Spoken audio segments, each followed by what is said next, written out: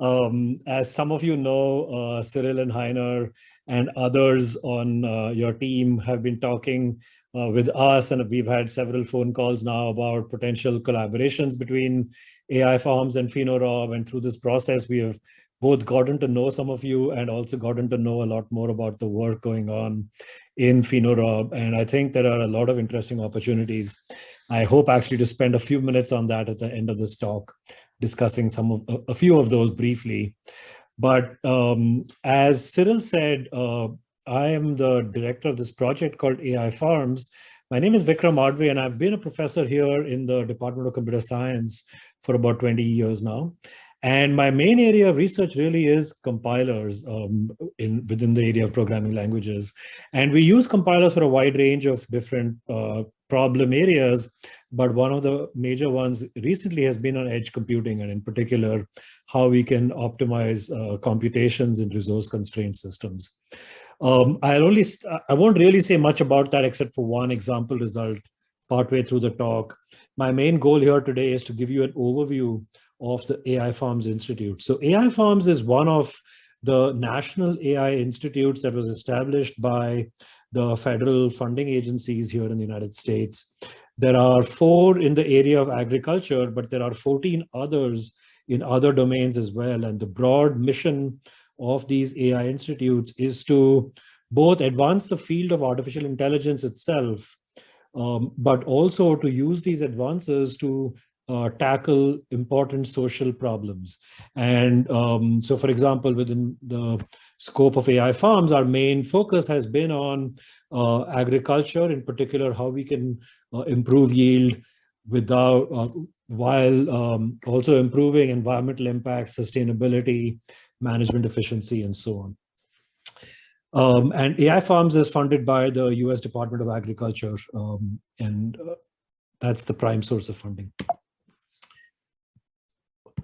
Here. So AIFARMS includes 7 different institutions. It's led by the University of Illinois, in particular the Center for Digital Agriculture at Illinois. But we also have 3 other universities involved. That's the University of Chicago, Michigan State University, and Tuskegee University. 2 labs, the Argonne National Laboratory, and the Donald Danforth Plant Sciences Center, which is a nonprofit research center, as well as the USDA Agricultural Research Station here at Illinois. And this really helps us bring together some quite complementary strengths in terms of the kinds of research strategies and emphasis, the funding styles, and so on. And also quite diverse structure, stakeholders, local agricultural styles, which helps make the results and the work that we're doing broadly applicable. I won't spend much time here on sort of going through the organization and the leadership team. I'll just briefly mention that some of these faces may be familiar to you because, for example, Lisa Ainsworth here on the top right, I believe she actually did a postdoc with one of the members of the PhenoRob team, and so did Jess Vida on the bottom here. She is the executive director for AIFARMS, and other people here, including Bruno Basso from Michigan State University on the right, and I believe Madhu Khanna have both given talks here to the PhenoRob team in the past. So you might have seen some of the work from these people. So I don't have to motivate this high-level point, which is that we need to increase agricultural production worldwide by 2050 in a very large, to a very large extent, about 70% is the estimate people say. And in particular, to do that under worsening climate conditions, restricted labor availability, and so on. The real point I wanted to make here is, what is the role of artificial intelligence in trying to address these problems? And in particular, we think that there are 2 broad areas in which AI can make a difference. One is that many of today's agricultural practices are really unsustainable, partly because of labor constraints and partly because of production costs across both crop and livestock management. The second major challenge in agriculture that can be addressed by AI is that much of the agricultural data sets that you generate from production fields is first quite limited in terms of being able to generate label data for making predictions, but also perhaps more challenging, it's highly heterogeneous, both in terms of the types of data, but also in terms of the varying spatial and temporal scales across which the data sets emerge. And so making predictions from this data is a very challenging task today. And conventional human capabilities and technologies cannot really address these challenges. And this is why we think AI has an important role. So there are two broad roles for artificial intelligence here. One is that AI can greatly improve the level of autonomy for agricultural equipment and agricultural processes, and by enabling, and also to reduce the costs, which I'll say a little bit more about later. And so by enabling low-cost semi-autonomous systems or autonomous systems guided by humans, which Katie talked a lot about in her last talk, we can really greatly augment human efforts. And this can help us both increase yields, but also do it with lower environmental impacts, more precise management of plants, of fertilizing, of herbicides and other things. And also to improve soil health and animal welfare and health. Second, the problem of heterogeneity in data, a lot of machine learning techniques that are emerging today are really aimed directly at dealing with sparse and heterogeneous data at widely varying spatiotemporal scales. And this is going to be a really important set of capabilities that AI can bring to the table. So that's sort of a 20,000-foot view. There's many, many details underlying this that really go into what we are doing. So AIFARMS is organized in 6 thrusts. I'll say a little bit more about each of these in the next few slides, so I won't go into detail here. But briefly, the 6 thrusts are autonomous farming for crops, labor optimization for livestock using computer vision and other non-invasive monitoring techniques. The third is environmental resilience, and this is a very broad thrust that includes both minimizing the impact on the environment, but also improving tolerance to climate change and global weather conditions. Sorry. The fourth thrust here is on soil monitoring and health, and how can we maximize both the health of the soil, but also monitor the flows of nutrients through the soil. And these 4 thrusts, which are shown in green here, are all driven by foundational AI research goals, which I'll say a little bit more about on the next slide. And then we have 2 cross-cutting thrusts. On the bottom left is technology adoption and public policy. This is really an economics research thrust. There are a lot of similar activities in PhenoRob as well in this area. And this is a research thrust that tries to investigate how economic policies can, well, first to understand what the obstacles are for adoption of advanced technologies in agricultural practice, and then what policies can be used to improve the rates of adoption. And the 6th one is education and outreach, all the way from school grades through undergraduate through graduate degree programs. Let me start a little bit by saying a little bit about the foundational AI research goals. So in particular, one of the important priorities within AIFARMS is that we want to really move push the boundaries in our understanding of key AI challenges. These are problems that are not just specific to agriculture, but apply across many different domains, but they have important roles within agriculture itself, and that's sort of visualized in the diagram on the right. So the 6 orange boxes at the bottom, sort of at the roots of this imaginary tree, these are foundational problems, and by advancing the state of the art in these 6 problems, we hope to make it easier to solve specific agricultural problems using AI. And that's the trunk of the tree, what NSF and now many people in the US now call use-inspired AI, which is AI research for specific application tasks. And then the leaves of the tree are the outcomes for the agricultural goals here. And so the 6 foundational AI problems, which I'll only very briefly mention because of lack of time, but if you are interested in talking in more detail about this, I'd be happy to do that later, and also to introduce you to the people on the team who are working on this. So some of these are, first, the so-called small data problem. The real problem here is that it's easy to collect data sets. It's hard to generate ground truth or labels, which can be used to train machine learning models using these data sets. And there's a lot of research in the AI community to try and tackle this broad problem. Second, heterogeneous information fusion, which is how we can create better data mining and data analysis techniques for highly heterogeneous data sets with a lot of spatial, temporal variation.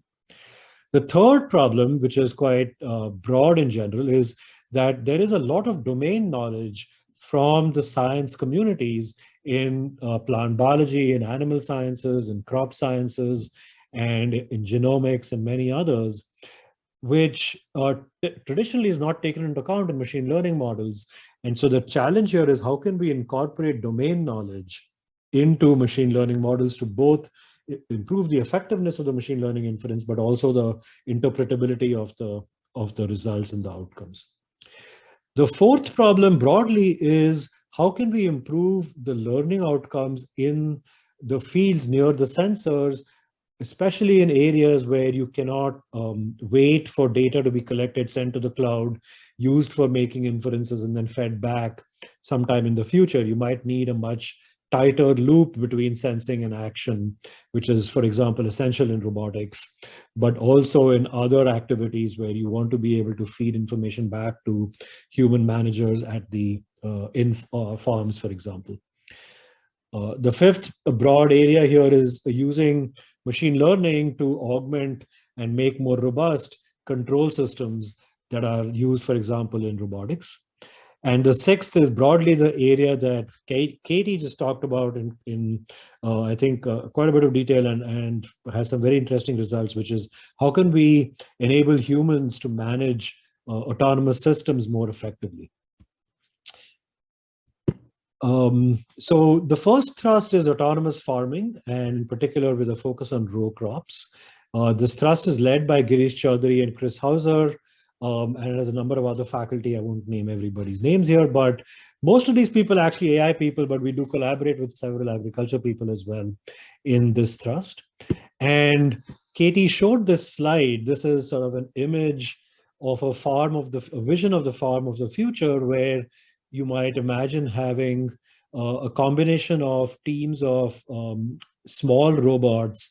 And what this image doesn't show is that you probably need to have other machines as well. So you might have drones, and you might even have larger equipment for some larger scale activities. But you can bring these systems together for more sustainable and adaptable and profitable farming. And in particular, these robots can be used for phenotyping under the canopy, for mechanical weeding, for reduction in the use of fertilizers through spot dressing, for cover crop planting, and for harvesting, which is an especially labor restricted area in the US today. And the specific robots we use, Katie has already talked about in quite a bit of detail. This is a robot commercialized by this company called EarthSense, where Girish Chaudhary is a co-founder. And this is an example of those robots being used for phenotyping by measuring plant width, thickness, and corn sizes. In the year and a half, so AIFARMS started operation about a year and a half ago on September 1, 2020. And we've had a number of outcomes to date in the first year and a half. I won't have time really to go through all of the different accomplishments. I'll perhaps just highlight one or two from each of the thrusts. But one example accomplishment that this thrust has been able to achieve recently is that they've been able to use these small robots, a small team of these kinds of robots, completely autonomously to plant over 100 acres of cover crops in production fields here near the campus of Illinois. And moreover, by using robots that go under the canopy, you can plant cover crops much earlier in the season compared with today's practice. So today, mostly cover crops get planted after harvest when the field is bare. But that's quite late in the season, especially weather-wise, because it's very cold at that point, late in the winter, early in the winter, far into the beyond spring. And so by that time, often cover crops don't take root very effectively. It also leaves the soil bare for some time. And so by planting much earlier, these 100 acres of cover crops really were able to take root and produce very excellent land cover from this early season planting. A couple of other interesting results that I'll briefly highlight here. One is that while these commercial robots to date have been using LiDAR to guide the navigation, um, in many cases that the LiDAR-based sensing is not as robust as you would like. And it's also much more expensive than, for example, commercial cameras that can be mounted on these robots. And so in the top left here, what you can see is images from a camera mounted on the front of a robot. So the research here was to be able to develop camera-based navigation in these fields. But some of the challenges are that there's severe occlusion in the images as well as challenging terrain. And Saurabh Gupta and Girish Chaudhary and their students together developed a modular control system that uses two neural networks combined with model predictive control for better perception using the neural networks and more robust control in challenging terrain using the MPC controller.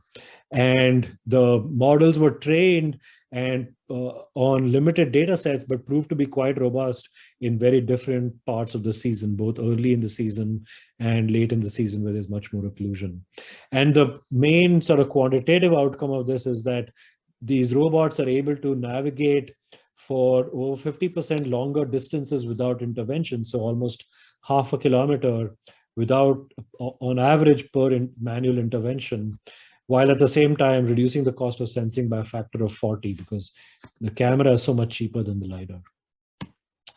A second interesting result, and this was some of my students working with Girish Chaudhary's group, is on reducing the compute requirements for the neural networks that guide this navigation. So there are standard neural network optimization techniques in the literature. One of them that we used here is called structured pruning that was published a couple of years ago. And what this can do is to greatly reduce the compute requirements to speed up the frame rates, which is the y-axis in this chart on the left here, if you're willing to sacrifice some inference loss.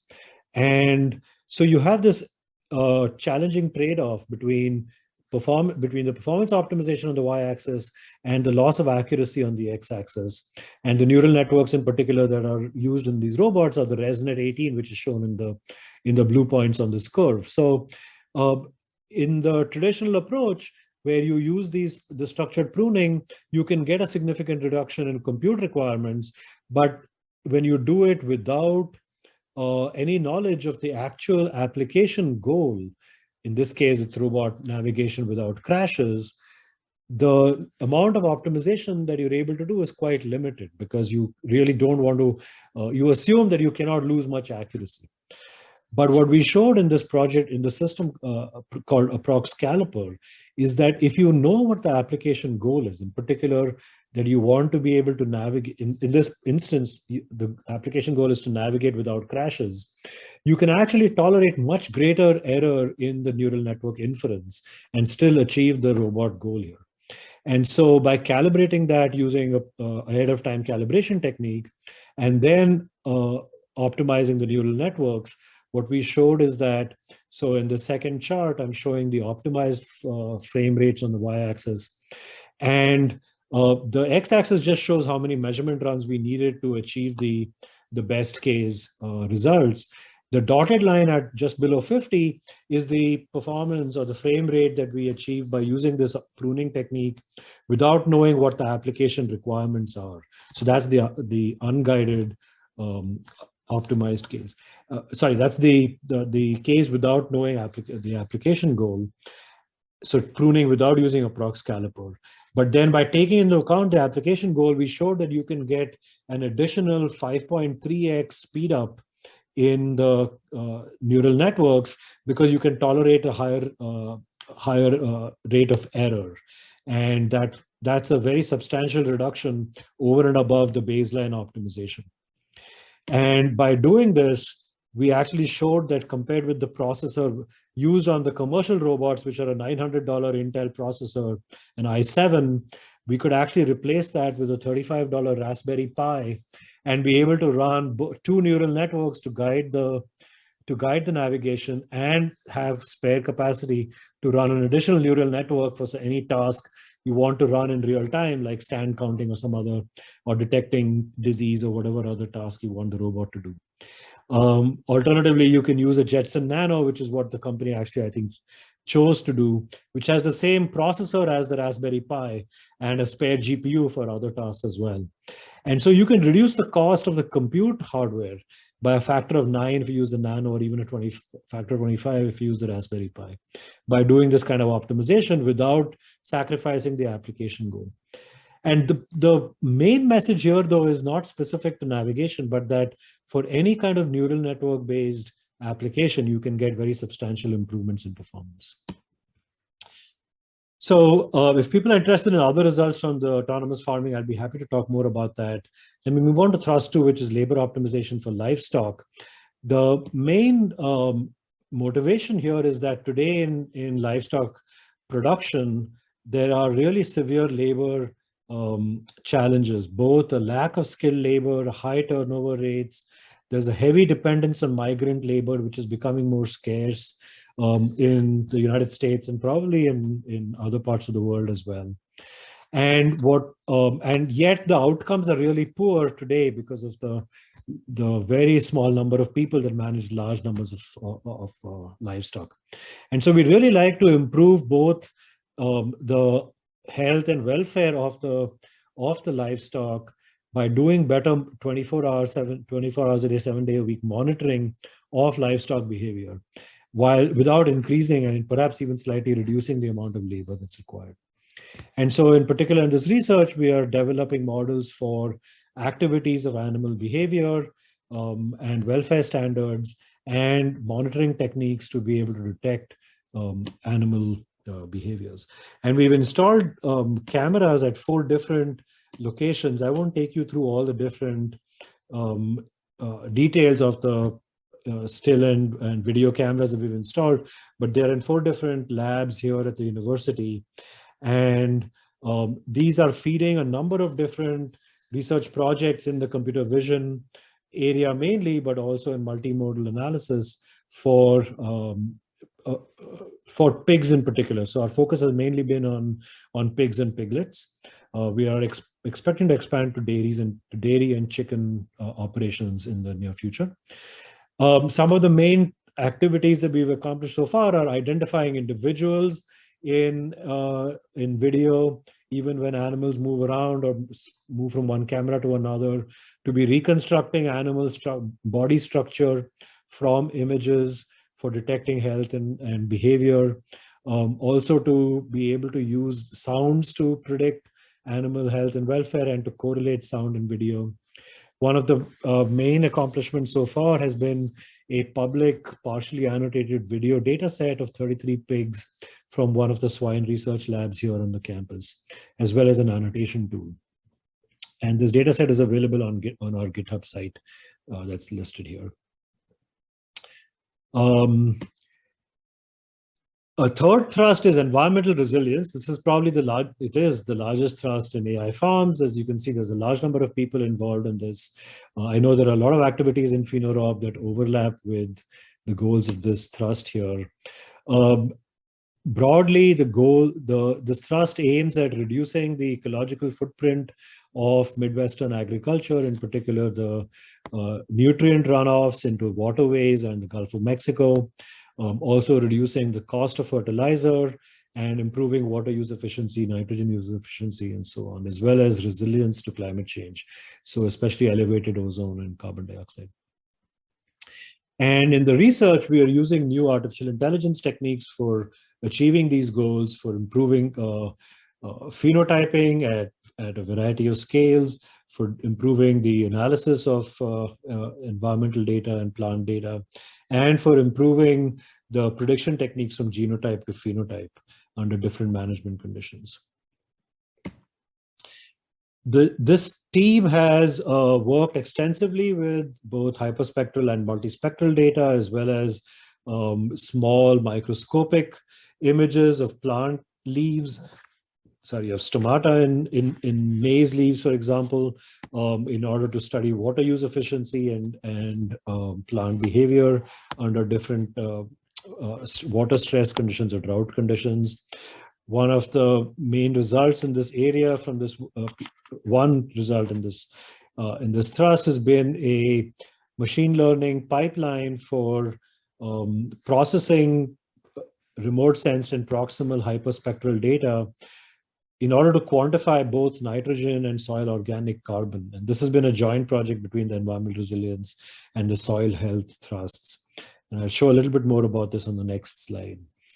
And another interesting angle of work, which is applying to multiple thrusts, is to mine scientific literature. So papers written in the English language in specific technical areas to construct entity-linked models that can be used to extract semantic information about science results, about scientific concepts, and to analyze the opportunities for doing new research, as well as to identify instances of specific terms and concepts in the literature.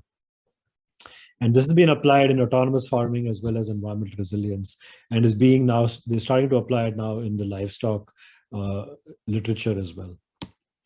So the particular result I mentioned just now is a paper that appeared, I believe, this year in remote sensing of the environment. They so this group led by Kayu Guan showed using a database of soil hyperspectral data across continental scale, they evaluated a number of machine learning algorithms for making predictions of soil organic carbon. And in the graph in the center of the slide at the top there, you can see that they showed predictions using long short-term memory, which is a form of a recurrent neural network, achieved the best accuracy for predicting soil organic carbon, and the predicted estimates for SOC were quite accurate compared with measured SOC values in this particular experiment from the multispectral data, from the hyperspectral data, I'm sorry. And also they showed that airborne and satellite hyperspectral and multispectral data fused together have very good potential to quantify soil organic carbon, which is normally difficult to do from remote sense data. A fourth thrust is soil health, and the major goal here is to use machine learning and AI techniques in order to be able to quantify and predict the flow of nutrients through soils, and in particular, how these nutrients escape into waterways to cause contamination in the environment. And then to be able to, of course, feed that back, if possible, into management practices to minimize the use of nutrients and to minimize the leaching out into the soil. And to understand how this can improve both efficiency and conservation. One of the big challenges is that current data sets to guide these kinds of machine learning models are quite limited. And so one of the major areas of focus for this thrust has been on gathering a rich data set in 2 different locations in the state of Illinois. And so in particular, this team has a lot, so this is not just AIFARMS funding, I should say. Andrew Marginot, who is one of the co-leads on this thrust, also has 3 other funded research projects.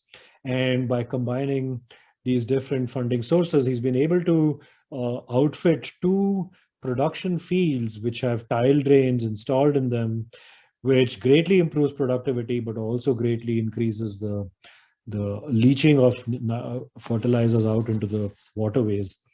They've outfitted these fields to monitor in quite fine resolution a number of soil properties and soil variables, both carbon as well as soil moisture, and they take manual measurements for nitrogen and phosphorus. And this data set is going to be released publicly, but it's also starting to be used for machine learning models to be able to predict the flows of nutrients through these soils. There's a number of different directions of research within this area. I think I'm going to skip some of the details in the interest of time here because I'm running low on time. I want to say a little bit more about the technology adoption thrust as well. All of these thrusts, except perhaps the livestock thrust, I know have significant overlap with the goals of PhenoRob. And so I think there are some interesting opportunities in all of them. The technology adoption thrust is led by Professor Madhu Khanna, who's an agricultural economist here at Illinois. Their goal is to establish a platform that can involve both economics research as well as farmer input, so farmer surveys, farmer workshops, to understand the factors that can promote adoption of AI-based technologies in agriculture. And one of their main outcomes to date has been an economic model, the integrated weed economic ecology dynamic model, or IWEED, that can be used by farmers or by scientists to analyze the relative costs of using chemical fertilizers, which is today's practice through most of production agriculture, compared with autonomous mechanical weeding, in order to analyze the relative costs of doing one or the other, or even some combination of both. And this model has been expanded to include dynamic factors, like, for example, how herbicide resistance develops over time and how farmers' adoption timing affects the economic benefits of adopting robot weeding, in order to learn more about the economic trade-offs between the two choices. They have also developed a really detailed survey instrument to understand the factors for which that will determine whether farmers are willing to adopt robots for planting cover crops. So, as I mentioned earlier, cover crop planting has been one main focus in the autonomous farming thrust. Adoption for this requires farmers to be willing to use autonomous robots for something in which they really have so it's something that they're really not familiar with today. But there are very significant agricultural and economic benefits to using robots for this purpose.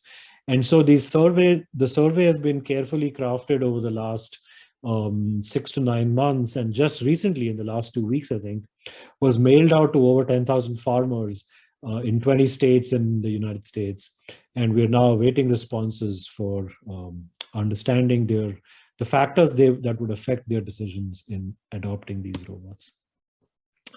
So let me end with a few minutes on some of the potential collaboration opportunities that we see with the PhenoRob team. And this has really come out of several joint conference calls between people from PhenoRob and with AIFARMS in each of the four of the thrusts where I think we have the most overlap.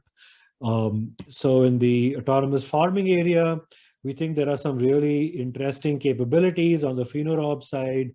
It's in mechanical weeding. I know it's been a major area of focus in your team. And it's been a goal for us, but not something we've done a lot of work on in the field. And we'd really like to collaborate on how we can improve the effectiveness of mechanical weeding, both through the robot technologies that we've been working on and some of the AI techniques to reduce the cost and increase the autonomy levels of these robots. Another is edge compute optimizations that I briefly talked about to reduce the cost of robots for all of the kinds of robot activities that both our teams are doing, as well as advanced manipulation techniques for harvesting of fruits and vegetables. In the environmental resilience area, both the PhenoRob team and AIFARMS team members have quite rich data sets that apply to a variety of different crops. And we think it will be very interesting to be able to compare and perhaps combine some of these data sets in order to be able to develop models or techniques like transfer learning or process-based or domain informed learning techniques to be able to make predictions from these data sets.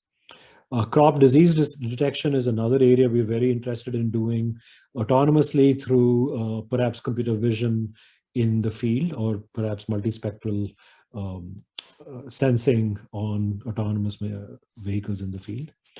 And a more foundational AI goal here is to be able to extend inference techniques from plants to field to region scales using a variety of different data sets. And this kind of inference, scaling inference techniques is a broad research goal in many different agricultural teams, as you all know. But I think our two teams have some real expertise in these areas that could be very interesting to combine. A third broad area of overlap is in soil health. And on our end, we've been developing machine learning models for predicting soil nutrients and soil nutrient flows. I know in the PhenoRob team, you have been developing techniques to use model-guided control of fertilizer usage to feed back the outputs of prediction models back to management practices to minimize or optimize fertilizer use in the fields. And by combining these techniques for doing machine learning based prediction with model driven control, we think it might be, we might have a really valuable opportunity to tackle a huge problem in environmental impact of agriculture, which is the runoff of fertilizers into waterways. Also, our emphasis here has been on in situ monitoring in fields with fixed sensors. I know that the PhenoRob team members have been doing quite a bit of work on sensors mounted on mobile robots that traverse fields collecting soil data. And there might be an interesting opportunity here to combine these, especially as a way to scale up soil monitoring for large production fields, because that would be very expensive today. And then a fourth broad area of overlap is in the economics research for technology adoption. In the AIFARMS team, our emphasis has mainly been on the economic and behavioral drivers of technology adoption. I am told, I'm not an expert in this area, but I'm told that the PhenoRob team's work here has been focusing a lot more on the socio-ecological drivers of adoption. And so there might be some complementary viewpoints or perspectives that could be combined to achieve better understanding of the drivers of adoption in practice. And also looking at complementary techniques for analyzing different adoption challenges. Also, there are obviously distinct policy goals, but especially distinct regulatory frameworks in the EU and in the US. And on getting a better understanding of the trade-offs between these different regulatory incentives or policy options can really lead to, we hope, a better understanding of those incentives. So with that, I'd like to end there. I greatly appreciate the opportunity to talk to all of you. I'll be happy to stop and take any questions that you might have.